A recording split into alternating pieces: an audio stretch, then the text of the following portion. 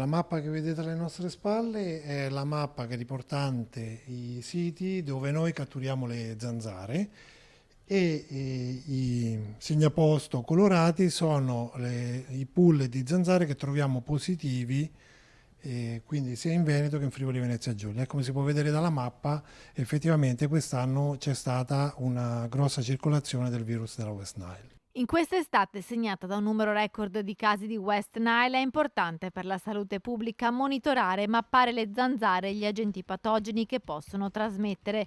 I ricercatori e biologi dell'Istituto Zooprofilattico delle Venezie possono essere aiutati anche dai cittadini che attraverso un'app gratuita che si chiama Mosquito Alert possono inviare foto e segnalazioni di focolai di zanzare.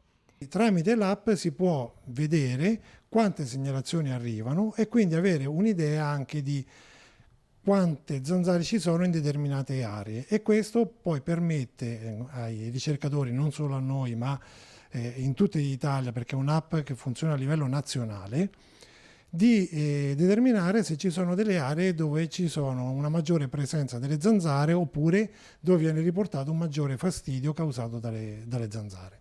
Nella mappa del Veneto è ben visibile la diffusione di quest'estate delle due varianti della West Nile riscontrate analizzando le zanzare catturate nelle trappole e posizionate dai biologi dell'Istituto Zooprofilattico. I casi che abbiamo riscontrato quest'anno sono dovuti a diversi motivi. Sicuramente ci saranno stati più animali infetti, ovvero più uccelli con il virus della West Nile, e ci sono state delle occasioni in cui gli uccelli hanno incontrato le zanzare che l'hanno punti e quindi hanno poi trasmesso il virus anche all'essere umano, e questo è stato, come dire, aiutato anche dalla situazione di quest'anno particolare, ovvero dalla siccità, che ha permesso alle zanzare e agli uccelli di condividere più strettamente i luoghi di incontro e quindi di trasmissione del virus. I casi di West Nile stanno progressivamente diminuendo e secondo gli esperti il peggio sembra essere passato. Possiamo dire che siamo verso la fine, perché in questo periodo le zanzare cominciano a calare drasticamente e con l'inverno sappiamo che spariranno.